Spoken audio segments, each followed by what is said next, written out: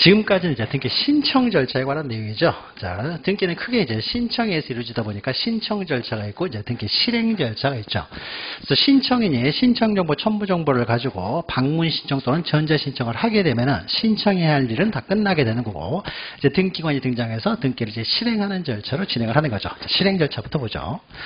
자, 59번 보시면요. 실행 절차 관련해서 1번 이제 저장된 때 접수된 것으로 보고요. 또 등기가 이렇게 맞춰지게 되면은 등기가 맞춰지게 되면은 접수한 때로 소급하여 효력이 발생한다. 그러니까 등기가 맞춰진 때 효력이 발생하는 게 아니라는 거죠. 또 3번 등기관은 등기 심사를 할 때요. 그러니까 접수가 되면 이제 심사를 하게 되는 거죠. 심사할 때는 절차상의 적법성, 형식적 심사만 한다. 실적 심사권이 없다는 거죠. 밑에 심사할 때 심사의 기준 시기는 언제를 기준으로 심사를 하느냐에 있어서요. 등기를 접수한 때, 신청할 때, 접수한 때 그때를 기준으로 신청하는 것이 아니라 신청이나 접수를 통해서습니까? 이제 심사를 하겠죠. 그러면 지금 심사가 끝나면 실행을 할 거 아니에요. 이제 접수가 되고, 그 다음에 이제 실행을 하게 될 텐데, 이 실행시를 기준으로 해서 심사를 한다는 거죠. 그래서 접수해서 실행시까지 사정 변경이 생길 수가 있죠. 상황이 변경되면 변경된 것까지 다 감안을 해서 고려를 해가지고 실행을 합니다. 그래서 심사하는 기준 시기는요, 실행시를 기준으로 합니다. 실행시. 실행이라는 것이 등기부에 기록하는 것을 말하는 거죠. 그래서 등기부에 기록하는 때 실행시를 기준으로 합니다. 그래서 토지거래가서가 안 들어왔다고 하더라도요, 나중에라도 토지거래가서가 들어오면 어떻습니까? 실행을 하라는 것이죠. 자, 5번은 보정기간 내에 보정을 이행하여 등기가 실행된 경우에, 자, 보정기간 내에 보정, 만약에 접수가 된 다음에 심사하는 과정에서 보정을 명할 수가 있죠. 이제 보정을 명해가지고, 보정을 명하면은 다음 날까지 보정하면 되죠. 보정을 해가지고 등기가 실행이 들어가서 완료가 됐어요. 완료가 되면 어떻습니까? 완료가 되면은 등기 효력은 접수시로 소급을 하잖아요. 그러니까 보정은 이때 했던 상관이 없는 거죠. 보정만 해서 등기가 완료만 되면은 이 사람의 접수 순위에는 변화가 없게 되겠죠. 접수 순위에 변화가 없다는 것은요, 권리의 순위는 변화가 없게 되는 거죠. 그래서 보정하라고 할 때 빨리 다음 날까지 보정을 해야 되지. 보정을 하지 않으면 어떻게 됩니까? 그럼 각하가 돼버리잖아요. 각하가 되면은요, 다시 등기를 서류 가지고 다시 신청을 해야 되잖아요. 다시 신청을 하게 되니까 그만큼 없습니까? 등기 순서는 밀릴 수밖에 없는 거죠. 접수시로 소급한다는 것이죠. 자, 그 다음에 60번이죠. 60번. 자, 1번 등기관은요, 신청을 하면 등기는 무조건 접수를 해야 돼요. 접수를 거부하지도 못합니다. 만약에 등기에 신청을 할 때 절차를 위반했으면요, 일단 접수는 하고 심사를 거쳐서 각하를 할 수 있을 뿐이지 접수 자체를 거절하지는 못해요. 접수를 거절해버리면 등기관의 어떤 행위에 의해서요, 접수 순서를 마음대로 바꿔버릴 수가 있기 때문이죠. 자, 2번 우리가 앞에서 했죠. 동시에 신청이 이루어지면 동일한 접수번호, 동일한 순위로 등기한다. 그 다음에 3번 심사의 기준 시기는 등기 접수 시, 신청한 때, 제공한 때가 아니라 실행시, 기록하려고 하는 때, 기록시를 기준으로 한다는 거죠. 4번 등기 신청의 흠결에 대한 보정은 당사자나 그 대리인 또는 등기 신청서 일주를 허가받은 법무사 등의 사무원, 그러니까 현장에 있는 사람이 보정을 할 수가 있는 거죠. 보정은 현장에서 이거 빠졌는데 그럼 현장에서 바로 보정하면 되는 거예요. 그래서 당사자만 보정할 수 있는 건 아니고 대리인이 가서 신청할 때는 대리인이 보정할 수 있고, 자격자 대리인 같은 경우는 사무원이 간다고 했죠. 사무원도 보정을 할 수가 있습니다. 현장에 있는 사람이 보정을 하는 거고요. 현장에 돌아간 다음에 보정사항이 발견됐으면 초노하면 되는 거죠. 그럼 아무나 와가지고 보정하면 된다라는 거죠. 자, 5번이죠, 5번. 자, 보정할 부분이 있습니다. 보정할 부분이 있어서 보정을 명했어요. 보정을 명하면은 그날까지 보정해야 되는 건 아니죠. 다음 날까지 보정하면 되는 거죠. 보정을 명한 다음 날까지 보정하면 됩니다. 그날은 보정 안 하고 다음 날까지. 근데 그날 다음 날까지도 보정이 안 되면 그때는 각하하게 되겠죠. 보정을 명한 날까지 반드시 보정해야 되는 건 아닌 거죠. 자, 61번은 취하에 관한 내용입니다. 등기 신청을 철회할 수가 있다는 거죠. 이 취하라고 하는 것은 완료되어 효력이 발생하기 전에만 취하가 가능한 거죠. 철회라는 것은 효력이 발생해버리면요, 더 이상 이제 철회를 못하는 거죠. 효력이 발생해버린 상태에서 효력이 발생을 했어요. 어떤 행위를 통해서 효력이 발생을 했습니다. 효력이 발생한 이후에요, 이걸 소급해가지고요, 소급해서 없었던 걸로 해버리는 것은 취소잖아요. 취소. 공법상 행위에 있어서는 취소가 원칙적으로 인정이 안 돼요. 여러분 비진입 표시, 통정허위 표시 나올 때도 습니까? 공법상 행위는 적용이 안 된다는 거죠. 그러니까 한번 등기가 돼버리면 습니까? 비진입 표시다, 통정허위 표시다 이런 이유로 무효가 되지도 않고요. 사기강박이라는 이유로요 취소도 못해요. 그러니까 등기가 완료돼 효력이 발생한 이후에는요 원칙적 취소는 안 됩니다. 그러나 행위를 통해서 아직 효력이 발생하기 전이었습니까? 효력 발생을 저지하는 거 이걸 우리는 철회라고 하는 거죠. 철회는 가능해요. 철회하는 것을 우리는 취하라고 하는 거죠. 따라서 등기가 완료돼가지고 효력을 발생하기 전까지 물론 효력은 이제 소급해서 효력이 발생했지만 접수시로 그러니까 효력 발생이 전에 효력 발생을 저지시키는 철회만 가능한 거죠. 이게 취하죠. 자, 취하에 대해서는요. 대리인이 취하를 하려고 해요. 그럼 대리인이 취하하려면 습니까? 대리인은 취하에 대해서도 특별한 대리권을 받아야 되죠. 특별수권이 필요한 거죠. 그러니까 신청 대리권이 있다고 해서 당연히 취하에 대한 대리권이 있는 것은 아니다라는 거죠. 자, 이번 등기 신청의 취하는요, 마치기 전까지, 완료되기 전까지만 가능하죠. 완료돼서 효력을 발생해 버리면 더 이상 취하지 못하는 거고요. 만약에 공동 신청을 했습니다. 공동 신청했을 때는 취하도 공동으로만 가능하죠. 일방만에 의한 취하가 안 되는 거고요. 4번이 특히 중요한데요. 동일한 신청서로 수개 부동산에 대해서 일괄 신청을 했어요. 일괄 신청. 그러니까 등기 원인, 등기 목적이 동일하면 일괄 신청이 가능하죠. 근데 일괄 신청한 다음에 그 중에 하나의 부동산만 취하할 수 있느냐? 이것도 가능하다라는 거죠. 하나의 부동산만 취하할 수도 있습니다. 자, 5번 전자신청을 취하래요. 우리가 앞에서 했죠. 신청 방법과 동일한 방법으로 취하를 합니다. 그럼 전자신청을 취하려면 인터넷 등기소 들어가야 될 거 아니에요. 그러니까 전자적으로만 취할 수 있기 때문에 따라서 씁니까? 신청 방법과 동일한 방법으로요. 사용자 인증 받아야 된다. 로그인하고 들어가서 비밀번호 치고 로그인하고 들어간 다음에 취하를 할 수가 있는 거죠. 그러니까 신청 방법과 동일한 방법으로 취하를 한다. 방문 신청 같은 경우는 방문해서 취하서를 제출하고요. 4번이 틀린 거죠. 자, 62번부터가 이제 각하에 관한 내용입니다. 각하. 그러니까 실행 절차에서 반드시 나오는 것이 각하예요. 그래서 거의 빠짐없이 매년 나오는데요. 작년에 안 나왔어요. 자, 올해는 반드시 나온다는 이야기죠. 그래서 각하 사유는 반드시 올해 나온다고 생각하시면 돼요. 그러니까 실행 절차와 관련돼서는요. 특히 각하가 올해 시험에는 뭐 거의 유력하게 나오기 때문에 실행 절차에서 보통 한 문제 정도밖에 안 나와요. 거의 각하죠. 그래서 다 공부하기 힘들다 그럴 때는 실행 절차는 각하만이라도 확실하게 기억하시기 바랍니다. 그럼 각하 사유가요. 1호, 2호 해가지고 3호에서 11호까지 있죠. 11호까지 있는데 3호부터 11호까지는 한 번도 본 적이 없다고 했어요. 그 기타 절차 위반이에요. 기타 절차. 절차 위반이고. 우리 지금까지 배웠던 절차를 위반하면은요, 원칙적으로 다 각하 사유가 되는 거죠. 근데 1호, 2호를 기억하셔야 되죠. 1호가 이제 관할 위반이죠. 관할 위반. 2호는 이제 등기사항이 아닌 것에 대한 등기죠. 등기사항이 아닌 등기. 그러니까 등기사항 위반이 되겠죠. 사건이 등기할 것이 아닌 것에 대한 등기시죠. 등기사항 위반이 되는 거죠. 그럼 이 중에서 시험 문제 나오는 것은요, 거의 2호에 집중돼서 나온다는 거죠. 다음 중 등기사항 위반이냐 아니냐, 등기할 수 있느냐 없느냐, 등기할 수 있는 것, 등기할 수 있는 것은 등기사항, 등기할 수 없는 건 등기사항이 아니라는 거죠. 그럼 등기할 수 있느냐 없느냐 넣습니까? 이것은 민법에서 규정하고 있는 거죠. 등기해서 어떤 건 등기할 수 있고 어떤 건 등기할 수 없다라는 것이 이제 민법에서 규정되고 있는 거죠. 그래서 민법과 등기법이 만나는 부분이 바로 2호고 거의 2호에서 집중적으로 시험 문제가 나옵니다. 자, 그러면 1번 보시면요. 자, 등기가 가능한 것은 합유 지분에 대해서는요. 어떠한 등기도 못하는 거잖아요. 그 다음에 환매특약 등기는요. 소유권 이전 등기와 반드시 동시에 신청을 해야 되고요. 다 민법적인 내용이죠. 그 다음에 요역지와 분리한 지역권 양도 안 되죠. 지역권은 없습니까? 요역지의 권리에 대해서 부정 수반하기 때문에 분리 양도, 분리 담보 제공 안 되는 거고요. 4번 이미 지역권이 설정된 토지에서 또 다른 지역권이에요. 자, 지역권은요. 우리가 일반적인 사용수익권, 용익권은 중첩적으로 2중으로 설정이 안 되죠. 근데 2중으로 유일하게 가능한 것이 바로 지역권이죠. 지역권은 2중, 3중으로 가능하다. 그래서 지역권의 특징이 뭐예요? 공용적 성질을 갖는 거죠. 비배타적 공용적 성질을 갖기 때문이죠. 나머지 용익권들은 다 배타적 권리들이에요. 그러나 이건 비배타적 공용적이기 때문에 2중, 3중으로 얼마든지 가능한 거죠. 4번은 유언자가 생존 중에 넣습니까? 가등기할 수가 없죠. 가등기. 생존 중에는 유언은 상대방은 단독행위다 보니까. 그 다음에 이제 63번 보시면 또 지상권을 목적으로는 저당권 가능하죠. 저당권이 가능하면 당연히 근저당권도 가능한 것이고요. 지상권 전세권을 목적으로 가능하고요.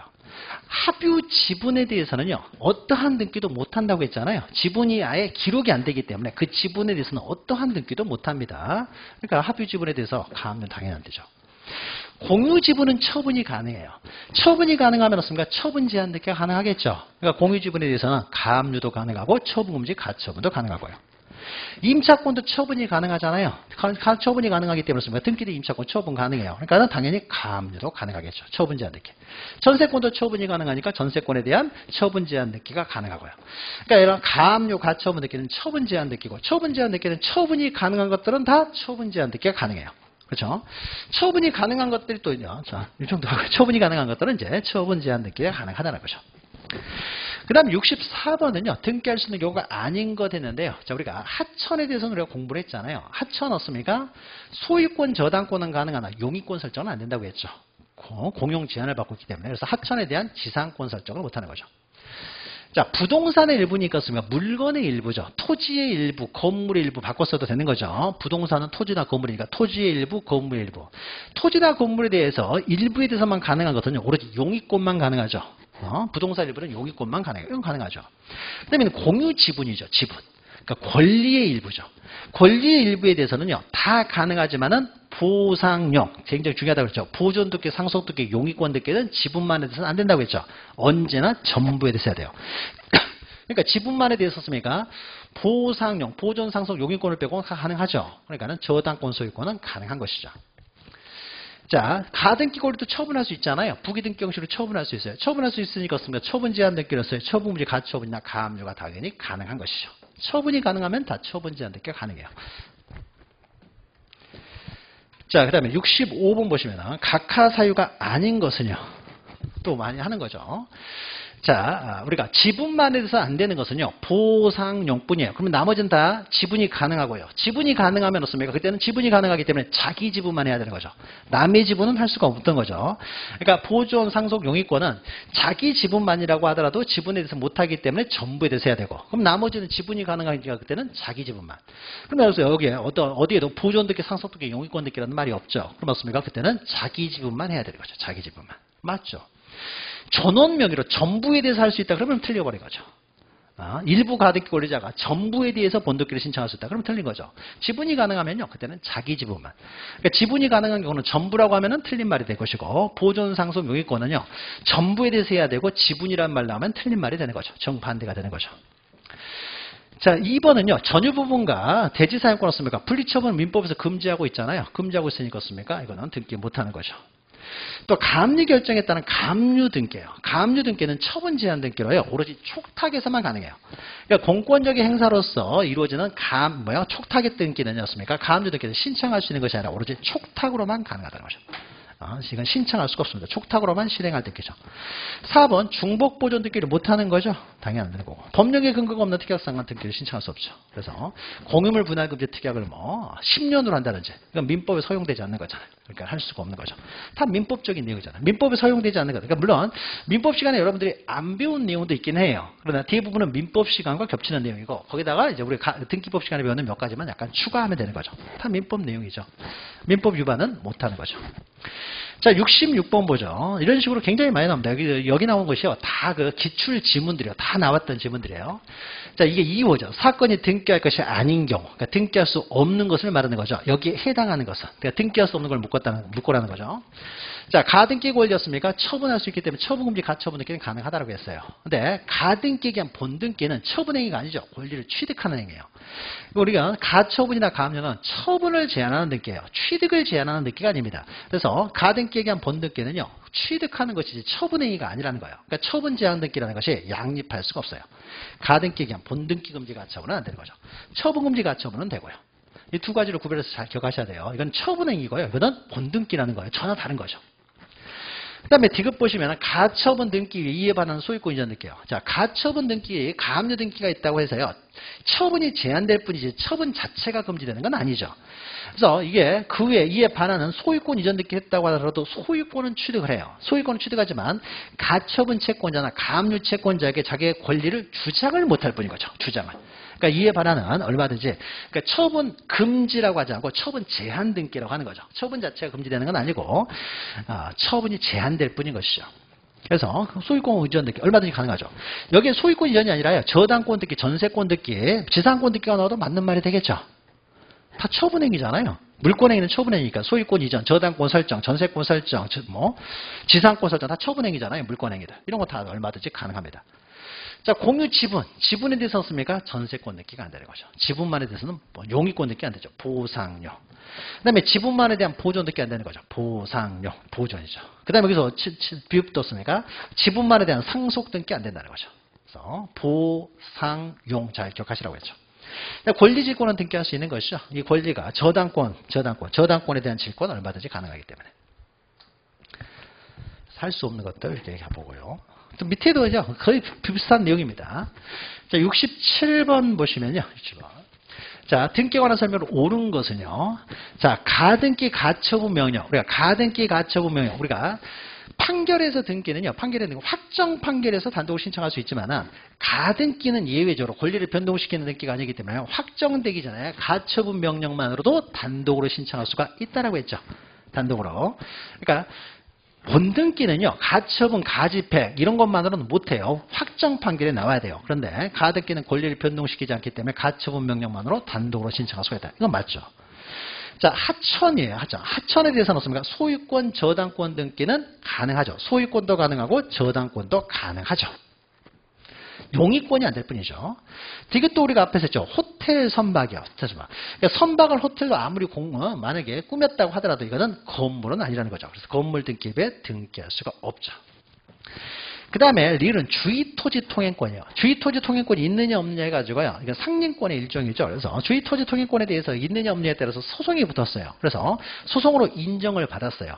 인정을 받았다고 하더라도 이것은 소유권의 내용일 뿐인 것이 독립된 권리가 아니죠. 독립된 권리가 아니기 때문에 주의토지 통행권은요. 아예 등기 자체가 안 되는 거예요. 등기 자체가 안 되는 거죠. 판결을 받든 없든 간에 상관없어요. 이건 등기할 수 없는 권리예요. 그러니까 우리가 유치권을 승소 판결을 받았어요. 유치권은 존재 확인 소송을 통해 가지고 유치권에 대해서 승소 판결을 받았어요. 그러니까 유치권 가지고 싸우는 거야. 유치권이 있다 없다 해가지고. 그래서 이 사람이 유치권 확인 소송을 제기해서 유치권의 인정을 받았어요. 그렇다고 해서 그 유치권을 등기할 수 있는 건 아니죠. 유치권 자체는 등기할 수가 없잖아요. 그러니까 이런 거는 등기할 수 없는 권리들이에요. 그러니까 판결 받았다고 해서 등기할 수 있는 게 아니죠. 애초에 등기 자체가 안 되는 거니까. 그 다음에 미음은요. 토지의 일부니까 부동산 일부죠. 부동산 일부는 용의권만 가능한 것이죠. 그러니까 저당권은 안 되고 지상권만 가능한 거죠. 그 다음에 전매금지 특약이에요. 전매금지 특약. 여러분이 민법책 보면서요. 어디에도 전매금지 특약이란 말 들어본 적이 없죠. 그러니까 어떻습니까? 이것은 민법상 허용되는 내용이 아니에요. 각종 특약 등기들을 다 등기할 수 있는 건 아닙니다. 특약을요. 민법에서 허용하고 있는 것들만 등기할 수 있는 거예요. 그러니까 전매금지 특약은 따로 등기할 방법이 없어요. 그러니까 공유물 분할금지 특약은 어떻습니까? 민법에서 등기할 수 있도록 해주고 있잖아요. 그러니까 등기하면 제3자에게 대행할 수 있다. 그러니까 등기할 수 있다고 했으니까 그 특약은 등기할 수가 있어요. 근데 이런 거는 민법 어디에도 이런 거 특약 등기할 수 있다는 말은 어디도 없잖아요. 이건 등기를 못하는 거예요. 그러니까 특약은 모든 특약, 당사자 간에 계약하는 과정에서 이루어지는 모든 특약을 다 등기할 수 있는 건 아닙니다. 등기할 수 있는 특약들이 몇 개가 있어요. 그것들만 민법에서 허용하고 있는 특약들만 등기를 할 수가 있습니다. 자, 68번 또 보죠. 각하세에 해당하지 않는 것은요. 자, 말소등기 청구권이요. 말소등기 청구권은요. 물권적 청구권이죠. 물권 일반적으로. 가백에서 을 앞으로 이전되게 됐어요. 매매를 원인으로. 근데 이 매매가요. 무효나 아니면 취소가 돼버렸다 그랬죠. 해제가 됐어요. 그러면 등기가 있는 상태에서 습니까? 물권은 바로 복귀되는 거죠. 실제 소유자는 갑이 소유자잖아요. 무효나 취소나 해제가 돼버리면 어떻습니까? 갑이 소유자죠. 갑이 소유자인데 을 앞으로 등기가 되어 있으므로 갑의 소유권이 지금 방해받고 있죠. 그러니까 방해받고 있으니까 소유권에 대한 방해제거 청구권. 그래서 등기 말소를 청구할 수 있죠. 그러면 갑이었습니까? 소유자가 소유자 아닌 사람한테 말소를 청구하기 때문에 당연히 물권적 청구죠. 물권적 청구는 어떻습니까? 가등기가 안 되는 거죠. 그 다음에 채권과 저당권은 분리할 수가 없는 거죠. 분리될 수가 없는 것이고. 그러면 분리해서 신청할 수가 없죠. 또 주택정보에 대해서 전세권 설정가 된 이후에 동일한 주택에 대해서요. 또 임차권 등기를 할 수 있냐. 전세권과 임차권은 용의권이잖아요. 용의권들을 직접적으로 설정할 수가 없잖아요. 용의권들은. 그러니까 이것은 후등기 저질이 걸려가지고요. 더 이상 등기를 못하는 거죠. 그러니까 비록 이렇게 무효라고 하더라도 상관없죠. 그러니까 용의권은 중첩적으로 할 수 없죠. 그러니까 지상권이 있으면 전세권이 설정됐으면 전세권은 못하지만 임차권도 당연히 안 되는 거죠. 내가 이 집 전세 내주고 다른 사람도 임대해 줄 수가 없잖아요. 중첩적으로 할 수가 없다는 거죠. 다음 밑에는 자, 하나의 부동산에 관하여 격려된 소유권 보존 등기죠. 일부만 따로 말소할 수 있냐. 만약에 소유권 이전 등기라면 일부만 말소할 수 있어요. 그런데 이건 보존 등기잖아요. 보존 등기는 어떻습니까? 항상 전부에 대해서만 가능하죠. 물건도 전부, 권리의 전부에 대해서만 가능해요. 일부가 말소돼 버리면 어떻습니까? 결국 소유권 보존 등기가 일부만 보존 등기가 되는 거죠. 일부에 대한 이전 등기는 가능하지만 일부 보존 등기는 안 되죠. 물론 상속은 일부도 이전 등기가 안 되지만은 보존 그 이외에 상속을 원인으로 한 이전 등기를 제외하고는요. 지분 일부만에 대한 이전 등기가 가능해요. 근데 보존 등기는 어떻습니까? 물건의 일부만도 안 되고 지분의 일부만도 안 되는 것이죠. 일부만에 대한 보존 등기는 안 되는 거죠. 그러니까 보존 등기에 있어서 일부만 말소할 수도 없는 거죠. 일부를 말소해버리면 일부만 보존 등기 되는 것이 돼버리기 때문에. 그러니까 말들을 조금씩 바꿔서 나오죠, 이렇게. 앞에서 우리가 배웠던 거가. 그러니까 이것도 이제 우리가 응용해서 알아야 되죠. 일부 보존 등기가 안 된다는 것은 보존 등기 일부만 말소할 수도 없다는 거죠. 일부를 말소해버리면 일부만 보존 등기가 되는 것이 되니까요.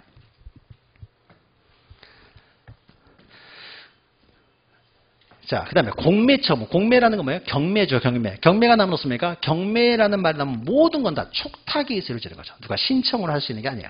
이건 공권력의 행사자로서 하는 거예요. 그러니까 권리의무의 당사자, 매도인이나 매수인으로서 등기를 촉탁하는 게 아니에요. 매도인, 매수인이 아니라 공권력의 주체를 촉탁하는 것이기 때문에요. 이것들은 다 촉탁으로만 가능하지 신청할 수가 없죠.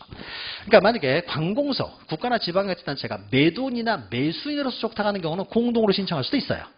매도인이나 매수인으로 신청할 때는 그건 공동으로 신청해도 상관없지만은 관공서의 주체로 공권력의 주체로서 신청하는 경우에는요, 이건 오로지 촉탁으로만 가능해요.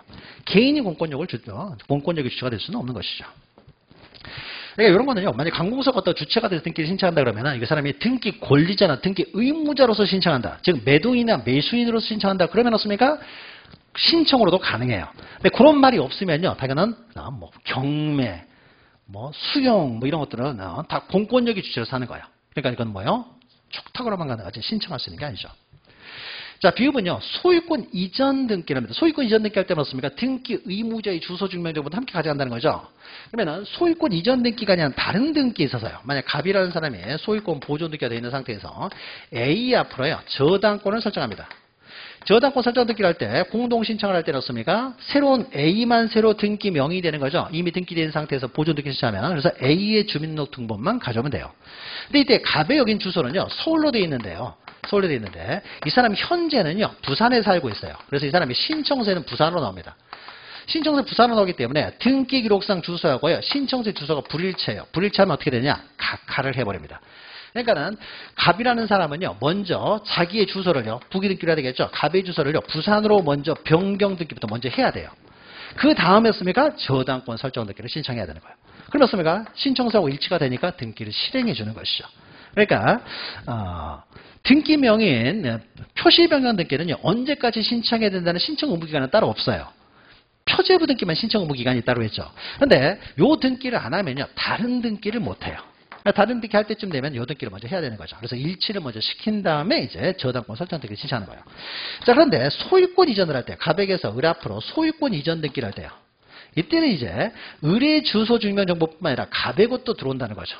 근데 갑의 주소가요, 부산으로 이사를 갔어요. 그럼 신청서랑 또 등기 기록은 불일치해요. 불일치하면 이때도 각하느냐? 이때 불일치한다고 해서 이때도 각하느냐? 이때는 어떻습니까? 각하를 하지 않는다고 했죠. 그 갑의 주민등록 등본도 함께 들어오기 때문에 갑이 서울에서 지금 부산으로 이사 갔다는 것을요, 등기관이 보고 있다는 거죠.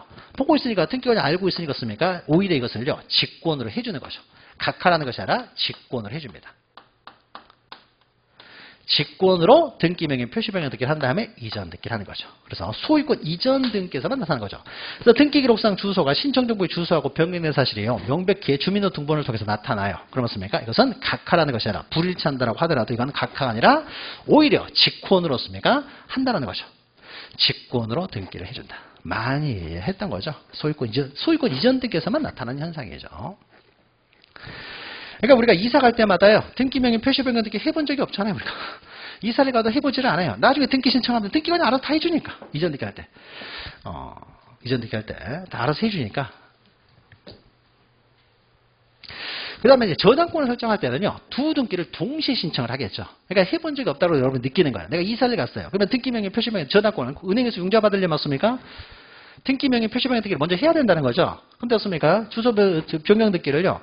평소에 하는 것이 아니라 이런 등기 신청할 때 함께 신청을 할 거 아니에요. 함께. 등기 명의 표시 변경 등기하고 저당권 설정 등기를 함께 신청을 하겠죠.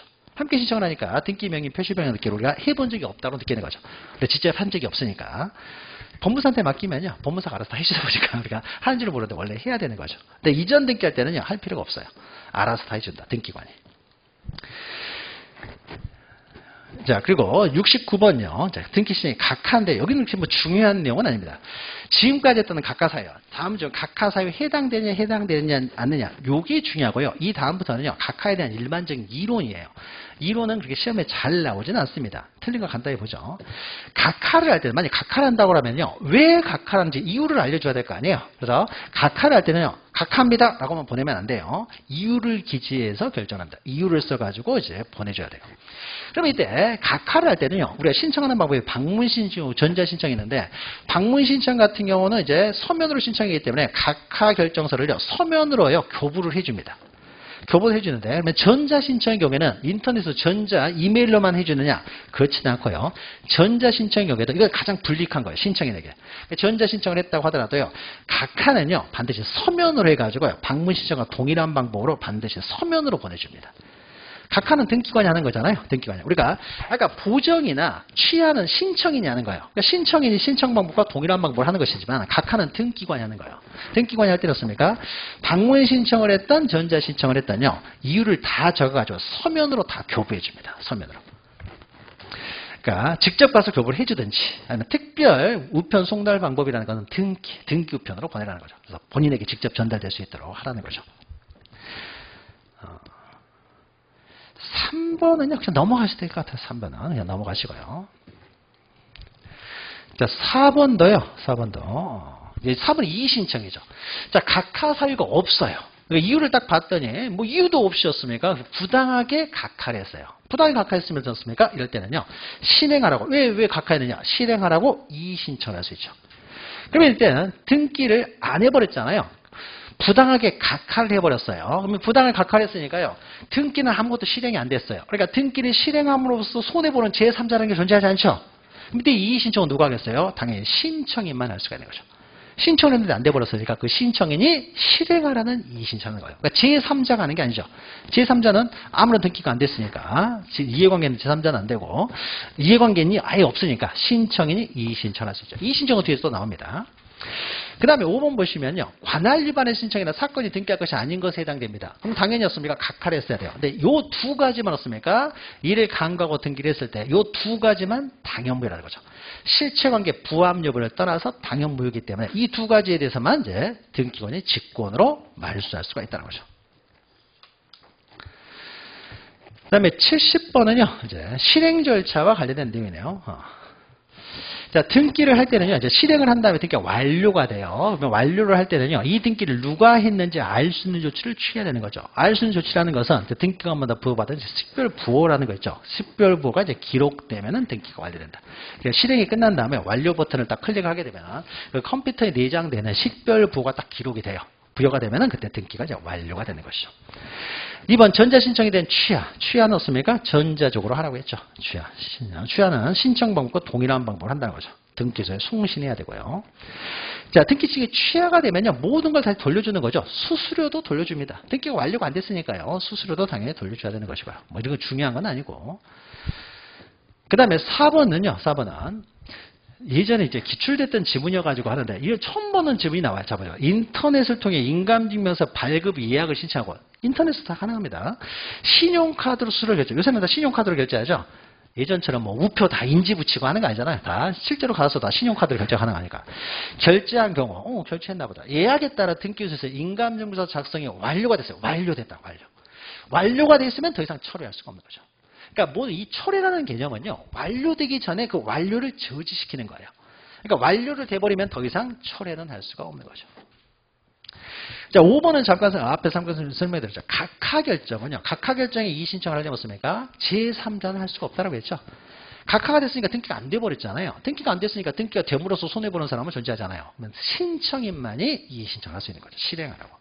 각하결정에 대해서는 신청인만 이의신청할 수 있는 거죠. 왜 각하했어? 신청인이 불이익을 받았잖아요. 각하를 통해서 신청인만 이의신청할 수 있다.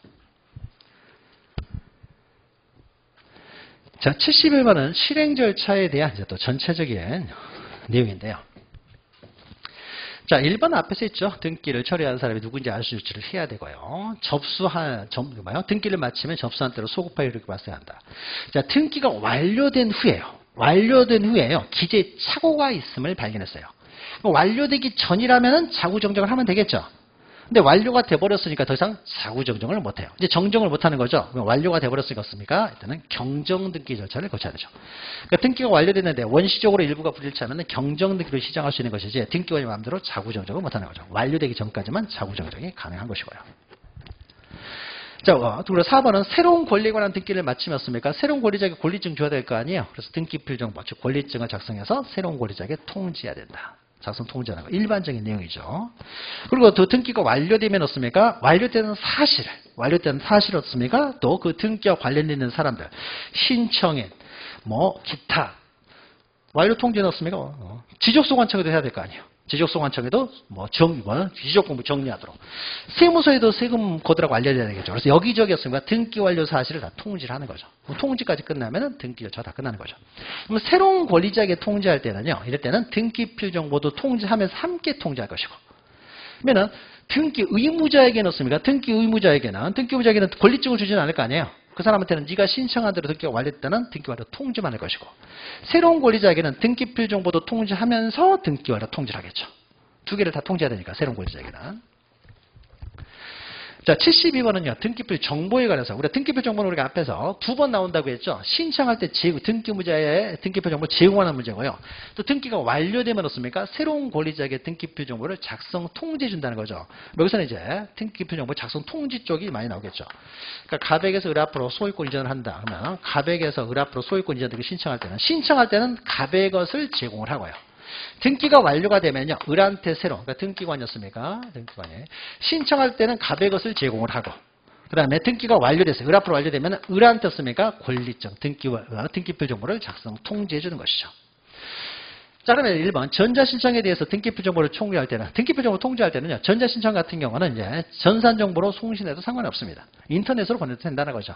근데 각하만 어떻습니까? 각하만 방문신청과 동일한 방법이에요. 이건 등기관이 하는 거죠. 그래서 다 신청 방법과 다 동일한 방법인데 각하만 방문 신청, 전자신청이 동일한 방법으로 해요. 이유를 기재해서 모두 서면으로 교부를 해줘야 돼요. 각하만 얘기다라고 생각하시면 되고요. 자, 승소한 등기 의무자가 등기 신청을 했습니다. 승소한 등기 의무자가 신청을 하는 겁니다. 그러면 등기관이 등기 정보를 작성하여 등기 권리자에게 통지하는, 그러니까 작성 통지예요. 자, 그러면은 이게 작성 통지죠. 을한테 작성 통지라는 것은요. 우리가 등기필 정보를 갑이 제공하는 것, 등기 의무자가 제공하는 것은 갑이 신청할 때만 제공한다고 했죠. 그러면은 그러니까 갑이 가지고 있으니까 갑이 신청할 때만 제공할 수 있죠. 그러면은 이 사람이 신청을 하고요. 나중에 등기가 을 앞으로 완료돼 가지고 이 사람한테 등기필 정보를 작성 통지하는 것도요. 이 사람이 신청을 했을 때만 이 사람한테 등기필 정보를 완료와 동시에 작성 통지합니다. 이 사람이 직접 신청한 게 아니에요. 그럼 어떻습니까? 이 사람한테는 직접 신청한 게 아니라면 대표적인 것이 또 뒤에서 옵션이 나오니까 갑에게서 을 앞으로 이전 등기가요. 을의 신청에서 이루어지는 것이 아니라 병이라는 사람이요. 을을 대위해가지고 신청을 했어요. 신청인이 병이에요. 병. 채권자가 을을 대신해서 신청을 했다는 거죠. 그러면 을은 자기 앞으로 등기가 완료될 당시에는 을은 자기 앞으로 등기됐다는 걸 알아요? 몰라요? 모르죠, 당연히. 갑하고 병하고 가가지고 등기를 해버린 거잖아요. 모르잖아요. 모르는 사람한테요. 이 사람 신청도 하지 않았는데, 등기필 정보를 등기 완료 동시에 작성 통지해주면 이게 뭔지도 모르고 쓰레기통에 버려버릴 수 있잖아요. 이건 제교부도 안 되는 거라고 했죠. 굉장히 중요한 거예요. 그러니까 이런 것들을 막기 위해서요. 이 사람이 직접 신청하지 않았으면요. 등기 완료와 동시에 바로 이 사람한테 등기필 정보를 보내주는 않고요. 이 사람한테 당신 앞으로 등기됐다는 사실 먼저 통지를 해요. 당신 앞으로 등기가 됐습니다. 라는 등기 완료 통지만 하고, 그럼 이제 알았죠. 내 앞으로 등기됐다는 사실을. 그리고 나서 이 사람이 어차피 이렇게 된 거 등기필 정보 작성 통지 주세요. 권리증 주세요. 하면 그때 주는 거예요.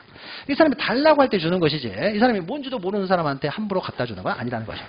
그러니까 승소한 등기 의무자의 단독 신청이에요. 갑의 신청이라는 거죠. 을이 신청한 게 아니잖아요. 갑이 혼자 가지고 을 앞으로 등기를 해버렸어요. 그럼 을한테는 뭐만 해줘요? 당신 앞으로 등기됐습니다는 등기 완료 통지만 해준다는 거죠. 통지를 먼저 하고, 그러고 나서 을이 나중에 권리증도 주세요. 그럼 그때 갖다 주는 거예요. 그러니까 승소한 등기 의무자가 단독 신청했을 때는 어떻습니까? 완료와 동시에 등기 권리자에게 등기필 정보를 작성 통지하지는 않는다라는 것이죠. 이 사람이 신청한 게 아니니까. 이때는 등기 완료 통지만 하는 거예요. 자, 3번. 등기, 국가나 지방자치단체가 등기 권리자예요. 얘들은 등기표 정보 가지고 있을 필요가 없죠. 그러니까 등기표 정보를 작성 통지해 줄 필요도 없잖아요. 얘들은 나중에 등기 신청할 때요. 등기표 정보를 제공도 하지 않으니까. 그래서 국가나 관공서가 등기 권리자인 경우는 등기표 정보를 작성 통지하지 않는 거죠. 그다음 4번. 등기 권리자와 등기부자 공동으로 권리에 관한 등기를 신청하는 경우에 공동으로 신청했다는 거죠. 그러면 신청할 때 씁니까? 등기의무자가 신청 정보로 제공을 하는 거죠. 등기의무자가 신청 정보로 제공. 이건 제공의 문제잖아요. 등기의무자가 것을 제공하는 것이고요. 자, 5번. 승소한 등기 의무자가 단독으로 권리에 관한 등기를 신청합니다. 등기 의무자가 단독 신청하니까 등기표 정보를 제공을 해야 되겠죠. 그러니까 등기표 정보를 제공한다. 맞죠? 다만 이런 경우였습니까? 승소한 등기 의무자가 단독으로 신청했을 때는 의리에게 등기표 정보를 작성 통지하지는 않죠. 작성 통지하지. 이 사람 신청한 게 아니니까. 신청하는 게 아니니까. 그 다음에 73번이요. 비슷한 내용이죠. 자, 1번. 등기관은 등기를 마치면요. 원칙적으로 씁니까? 새로 등기 명의이 된 그 신청인에게. 새로운 등기 명의였습니다. 신청을 했을 때 명의된 신청인에게 작성 통지합니다. 2번 관공서가 등기 권리자를 위해서 촉탁해요. 그러니까 권리자를 위해서 촉탁했다는 것은요. 등기 권리자가 관공서라는 거예요. 등기 의무자가 관공서라는 거예요. 등기 의무자가 관공서죠. 의무자가 권리자를 위해서 촉탁을 했다는 거죠. 권리자를 촉탁했어요. 그러면 이 사람은 등기표 정보가 필요한 사람이잖아요. 그러니까 권리자를 위해서 촉탁했을 때는 등기표 정보를 작성 통지하는 것이죠. 그러니까 등기 권리자에게 직접 작성 통지할 수도 있고요. 관공서의 촉탁이니까 관공서를 통해서 전달해 줄 수도 있는 것이고요. 그 이야기죠. 그러니까 관공서가 등기 권리자인 경우에는 작성 통지하지 않지만 관공서가 등기 권리자를 위해서 촉탁했다. 그러면 등기 권리자는 관공서 아니라는 거잖아요. 그러니까 어떻습니까? 이 사람한테는 작성 통지하는 거죠. 자, 법정 대리인이 등기 신청할 때는요. 자, 그러면 등기표 정보를 작성 통지합니다. 이 사람이 법정 대리인이에요.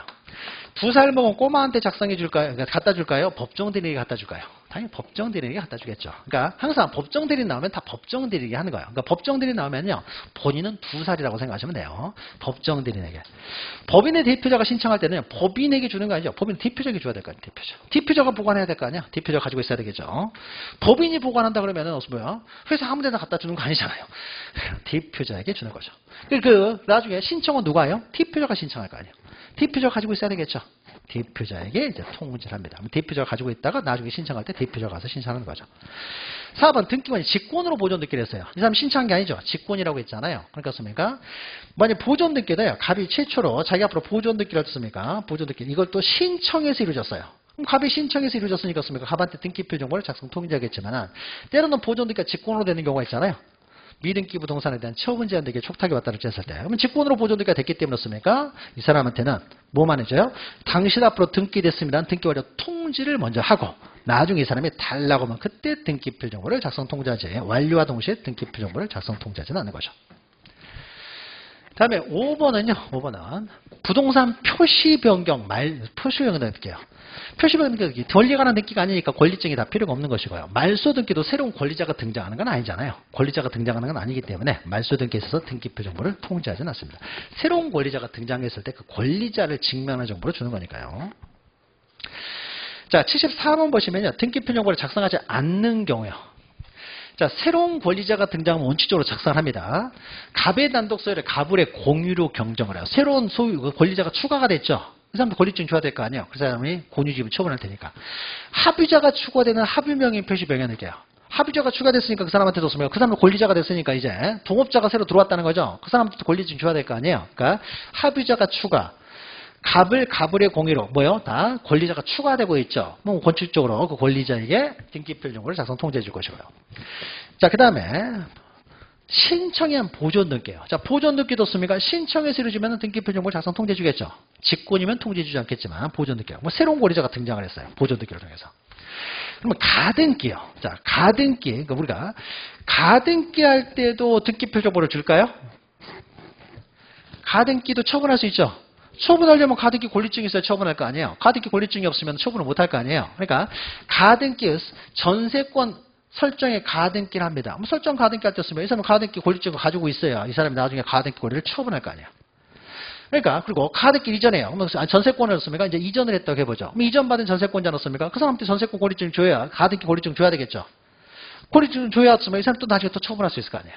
그러니까 어떻습니까? 가등기를 할 때도 권리증을 줍니다. 그러니까 권리증의 종류는요, 권리수만큼 다양하겠죠. 소유자한테는 소유권 권리증 주고, 저당권자한테는 저당권 권리증 주고, 전세권자한테는 전세권 권리증 주고, 가등기 권리자에게는 가등기 권리증 주고. 하겠죠?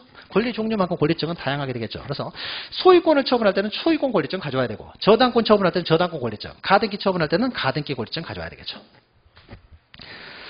자, 그런데 3번처럼요, 대위예요, 대위. 대위라고 했죠, 대위. 대위하는 경우는 어떻습니까? 직접 신청이 아니잖아요. 그러니까 대위, 직관. 이럴 때는 어떻습니까? 이럴 때는 이 사람 직접 신청한 것이 아니기 때문에 이 사람한테 등기표 정보를 작성 통지하지는 않죠. 그 다음에 75번은요. 75번은 우리가 등기표 정보하고 구별되는 게 등기 완료 통지는 다른 거예요. 등기 완료 통지는요. 등기가 되었다는 사실을 그냥 알려주는 거죠. 그래서 등기 완료 통지는요. 모든 신청인에게 다 해주고요. 이 등기와 관련된 모든 사람에게 다 통지를 합니다. 더 나아갔습니까? 관공서에도 통지를 하잖아요. 지적소관청에도 소유자 정리하도록 통지하고, 세무서에도 씁니까? 세무서장한테도 세금받으러 통지하고, 그러니까 여기저기 다 통지하는 거예요. 그래서 등기 완료 통지는요, 여기저기 다 통지한다는 거예요. 모든 이 등기와 관련된 사람들은 다 통지를 해요. 그러니까 통지하는 사람을 외울 필요가 없죠. 그냥 다 통지하니까. 근데 통지하지 않는 경우 하나만 기억하시면 돼요. 3번에 보시면요. 행정구역의 명칭이 변경됐더니 행정구역이 변경됐어요. 자, 서초동이 서현동으로 이름이 바뀌었습니까? 뭐가 바뀌어요? 거기서 살고 있는 사람의 주소가 바뀌어야 되겠죠. 그 다음에 소재가 서초동에서 서현동으로 소재가 바뀌어야 되겠죠. 그러니까 부동산 표시 변경을 해야 돼요. 부동산 표시나 주소 변경 등기를 하게 될 텐데, 자, 이런 것들 어떻습니까? 법으로 바뀌기 때문에 다 시간 날 때마다 등기관이 직권을 한다고 했죠. 지적 공부는 지적소관청에서 직권으로. 등기부는 등기관이 다 직권으로 하는 거잖아요. 시간 날 때마다 그냥 고치면 되는 거예요. 서초동을 서현동으로 계속 고치고 있는 거예요, 그냥. 그렇죠. 직권을 하는 거죠. 이건 신청할 필요가 없잖아요. 등기관이나 지적소관청 이미 다 알고 있으니까. 서로 촉탁할 필요도 없죠. 등기 완료 통지를 서로 할 필요도 없잖아요. 서로가 하니까. 그리고 이걸 한다면 씁니까? 그 소유 명의인에게 통지 줄 필요도 없죠. 서초동이 서현동으로 이름 바뀌었다는 건 이 사람도 이미 다 알고 있으니까. 요 행정구역 변경, 명칭 변경 이런 것들은요. 그냥 시간 날 때마다 지적공부는 지적소관청에서, 등기부는 등기관이 시간 날 때마다 그냥 조금씩 하면 되는 것이 다음 절차라는 게 없어요. 요거 하나만 기억하시면 되고, 요게 이제 한번 시험 문제 나가지고 그것은 통지할 필요가 없다. 그 다음에 76번은 우리가 통지 대상에 있어서요. 자, 등기 완료 통지는 등기가 끝나면습니까? 소유권에 관한 등기를 했을 때는요. 소유권에 관한 등기는 소유권, 권리에 관한 것은 등기부가 우선이 되다 보니까요. 등기부를 먼저 한 다음에 지적소관청이었습니까? 지적소관청이라든지 건축물대장 소관청, 그러니까 D장 소관청이 이제 알려야 될 거 아니야. 등기 완료 통지를 해야 되겠죠. 그래서 D장 정리하도록 통지하게 될 텐데, 자, D장에는 소유자만 기록하지 저당권 전세권자는 기록이 안 돼요. 그러니까 저당권 전세권 등기했을 때는 통지를 필요가 없겠죠. 더 나아가서요. 가등기를 했을 때도요. 가등기 권리자는 기록을 안 돼요. 가등기 권리자에게 과세하는 거 아니잖아요. 그러니까 가등기 권리자는 기록하지 않습니다. 그러니까 소유권만 통지를 해주지 소유권 가등기는 또 통지를 하지 않는다는 거죠. 가등기 했을 때는 D장소관청에는 통지할 필요 없어요. 그 이외에 소유권만 다 통지한다. 가등기는 통지하지 않는다. 여기까지 하면은 이제 실행 절차가 모두 끝나게 되는 거고요. 근데 실행 절차 중에서 너무 이제 복잡한 내용들이 있으면요. 특히 각하 등기 사항이냐 아니냐 그거 잘 기억하시면 되고. 77번, 78번은요. 이의 신청에 관한 내용인데 이게 잘 안 나오던 내용이었는데 최근에 몇 번 나와가지고 그런데 또 나올 가능성이 많지는 않습니다. 그럼 이의 신청은요. 이런 거죠. 대표적인 이의 신청이 이거죠. 많이 했다는 것이다. 갑과 을이요. 공동으로 신청을 합니다. 갑에게서 을 앞으로 이전 등기를 해달라고. 이 상태에서 지금 이전 등기 해달라고 신청을 했어요. 근데 등기관이 신청을 했는데 얘가 각하를 해버렸어요. 각하를 하게 되면 어떻습니까? 각하. 근데 각하가 정당하다고, 각하를 할 때는 이제 이유를 기재해서 알려주는 거죠. 근데 이 봤더니 도저히 납득이 안 되는 거예요. 그럼 각하에 됐습니까? 각하가 됐으니까 등기가 안 된 거죠. 그럼 여기서 왜 각하, 부당하게 각하를 했다는 거죠. 왜 너희들 부당하게 각하를 하느냐? 이의를 제기해야 되겠죠. 그럼 이때 이의 제기는요, 등기관이 각하를 했기 때문에 등기관에게 이의 제기해봤자 의미가 없고, 등기관의 상급기관이 이제 지방법원에 이제 이의 신청하는 거죠. 등기관이 부당하게 각하했습니다. 시정해 주십시오라고 이의 신청을 하는 거죠. 그래서 이의 신청을 했을 때 이의 신청을요, 이제 법원에서 심사를 하겠죠. 심사는 정말로 이게 부당하게 각하한 것인지 아니면 정당하게 각하했는데 이 사람 쓸데없이 이의 신청을 하는 것인지 심사를 하겠죠. 심사를 해가지고 보니까는 정말 부당하게 각하를 했어요. 너 왜 함부로 각하느냐? 빨리 등기를 실행해줘라고 실행명령을 내릴 수가 있어요. 그럼 실행명령을 내리면요, 상급기관에서 명령이 내려왔기 때문에 등기관은 등기를 할 수밖에 없는 거죠. 이 등기를 뭐라고 합니까? 우리가 법원의 명령에 의한 등기라고 하는 거죠. 그래서 우리가 법원의 명령에 의한 등기는요, 법원자, 명령자 들어갔다고 해서 법원의 명령에 의한 등기가 되는 것이 아니라 이의 신청을 받아줬을 때 이루어진 등기가 법원의 명령에 의한 등기예요. 그러니까 법원의 명령에 의한 등기에서 중요한 단어는 이의 신청이라는 말이 반드시 있어야 되고, 이의 신청이라는 말이 없으면은 법원의 명령에 의한 등기가 아니에요. 이의 신청을 받아줬을 때 이루어진 등기입니다. 이때 이제 이의 신청이 나오죠. 그 이의 신청에 관한 등기입니다. 근데 이의 신청이요, 굉장히 들어가면 너무 복잡해요. 복잡하기 때문에 기출문제에서 특히 중요한 내용, 그러니까 이 두 문제만 기억하시고요. 나머지 내용은요, 만약 이의 신청에서 이 본 밖에서 나오게 되면요, 그건 거의 틀리라는 문제하고 똑같아요. 그러니까 이 두 개만 기억하셨다가 쉽게 나오면 맞추고, 너무 어렵게 나오면 우리가 알 수가 없어요. 설명을 지금 해드려도요, 시험장에 가서 잊어버리면 의미가 없는 거죠. 그러니까 시험장에서 우리가 모를 내용은요, 지금도 할 필요가 없으니까. 이의 신청이죠. 자, 이의 신청을 했다고 해서 집행이 정지되는 효력이 없어요. 이의 신청했다고 해서 등기관이 해야 될 일, 하고 싶으면 지금 하고 있는 일을 정지해야 되는 건 아닙니다. 보통 등기관이요, 부당하게 각하하는 경우가 흔하겠습니까? 안 흔하겠습니까? 거의 없죠. 등기관이 만약 부당하게 각하하면 어떻습니까? 이 사람 승진을 못하게 징계 먹을 거 아니에요?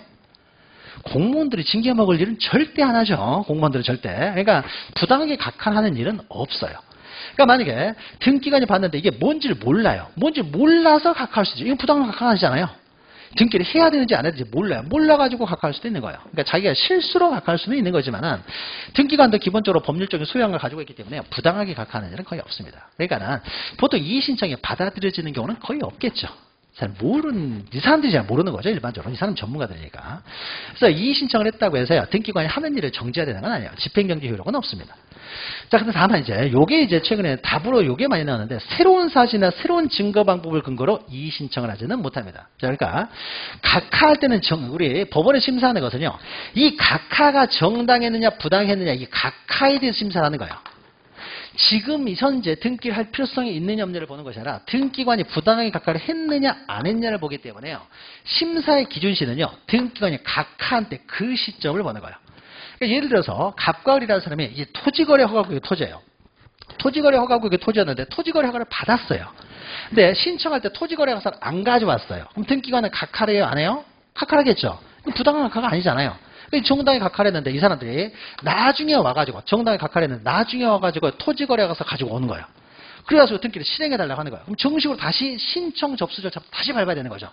그러니까 해야 되는데 이제 와서 가져와가지고요. 가져와가지고 해달라고 하는 거예요. 그러니까 안 해준 거예요. 그러니까 어떻습니까? 이의 신청하는 거예요. 그렇습니까? 법원에서는요, 정당히 각하를 했잖아요. 정당히 각하를 했기 때문에, 그러니까 각하할 당시에 없었던 토지거래 가서 가져와가지고 이의 신청할 수는 못한다는 거죠.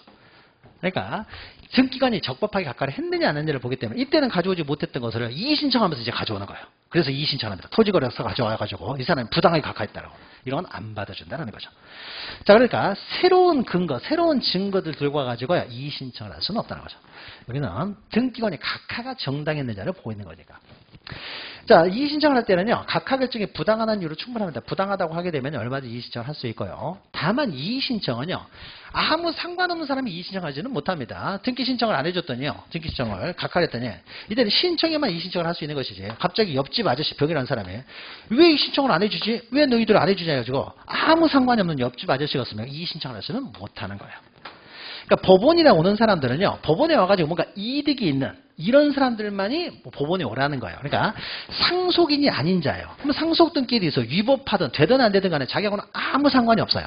그래서 아무 상관이 없다는 것은요, 우리가 이해관계인 그러면은 법적 이해관계예요. 법에서는. 그러니까 직접적인 법적 이해관계, 권리의무에 직접적인 영향을 받는 사람들, 이런 사람들만을 이해관계라고 합니다. 이런 사람들은요, 이의 신청할 수 없죠. 아무리 이해가 없으니까. 자, 5번. 관할지방법원은 이의 신청에 대해서 결정을 하기 전에요, 등기관에게 이의가 있다는 뜻의 부기 등기를 명할 수도 있어요. 그러니까 각하를 했는데요, 그럼 등기가 아직 안 되는 거죠. 그러면은 심사가 좀 오래 걸릴 수도 있잖아요. 그럼 임시적으로 가등기라도 미리 해놓고 심사할 수도 있다는 거죠. 심사가 끝난 건 아니기 때문에, 그 등기는 등기가 심사가 끝난 건 아니기 때문에 본등기를 해달라고 이렇게 하지는 못하고요. 그냥 임시적으로 가등기만 이제 부기등기 형식으로 명할 수도, 아니야. 이의가 있다는 것을요, 가등기 아니라 죄송합니다. 부기등기를 요 밑에다 붙여 쓰라는 거죠. 이게 지금 이의 신청 들어와가지고 지금 심사 중이다라는 것을 적어놔. 부기등기 형식으로 이렇게 할 수가 있다는 거죠. 그러니까 심사가 오래 걸릴 수 있기 때문에. 그 다음에. 자, 78번 보시면요. 이의 신청은 지방법원에 이의 신청을 합니다. 다만요, 이때 2번 보시면 이의 신청은요, 전화로 할 수는 못하고요, 이의 신청서를 제출합니다. 서면으로만 할 수 있어요. 자, 그러면 이 신청서는 어디다 제출하냐면요. 우리가 직접, 그러니까 법원에 이의신청하지만요. 이의신청서도 우리가 직접 법원 찾아가서 하느냐? 그럴 필요는 없고요. 이 등기소에 제출하면 됩니다. 우리가 법원 직접 찾아가기 힘들잖아요. 그러니까 등기소에 제출하면 돼요. 그러니까 이의신청서는 지방법원에 직접 가서 제출할 필요는 없고요. 그냥 당해 등기소에 가서 제출하면 돼요. 그러니까 이것은 우리의 편의를 위한 거죠. 우리가 법원 찾아갈 필요는 없다는 거죠. 이 등기소에 제출하면 되는 겁니다. 그래서 그러니까 지방법원에 이의를 신청하되 신청서는 없습니까? 등기소에 제출하는 것이죠. 등기소에. 우리가 지적증이나 적부 심사 청구도 없습니까? 시도지사를 거쳐서 지방지적위원회에 적부심사를 청구하는 거죠. 그러니까 비슷한 이제 유사한 것이라고 생각하시면 돼요. 등기소에 제출하면 된다.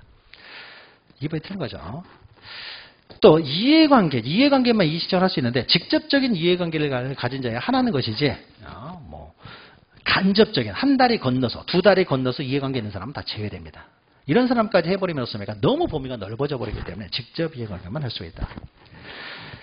자, 그 다음에 4번 보시면요. 이의신청으로 간단하게 해결할 수 있으면요. 따로 소송을 제기하지는 못합니다. 이의신청으로 판단이 가능하기 때문에. 그 다음에 이의신청 절차에 대해서 이의신청을 했는데 없습니까? 안 받아줬어요. 그럼 거기에 대해서 불복할 수가 있어요. 그래서 항고를 할 수가 있습니다. 항고하는 게 불복이에요. 결정에 대한 불복 절차를 항고라고 해요. 그러니까 우리가 판결에 대한 불복을 할 때는 항소라고 해요. 근데 이런 결정에 대한 불복은요. 항고라고 합니다. 그러니까 상급법원에 항고를 할 수 있는 거죠. 그러니까 고등법원에 항고할 수 있다는 것이죠. 자, 여기까지 하게 되면요. 되게 실행 절차가 모두 끝났어요. 그러니까 이의신청은 한 이 정도 알고요. 너무 깊이 들어가면은 가질 필요는 없고요. 이 정도 아시면 되고요. 자, 그 다음에 넘기시면 이제 4장인데 각종 권리에 관한 등기 절차가 있는데 이것도 좀 우리가 이제 오늘 하게 되면요. 한 주밖에 안 남았잖아요. 그래서 조금만 해야 되니까 조금만 5분만 쉬었다가요. 5분 쉬었다가 각종 권리에 관한 등기 절차도 좀 보도록 하겠습니다.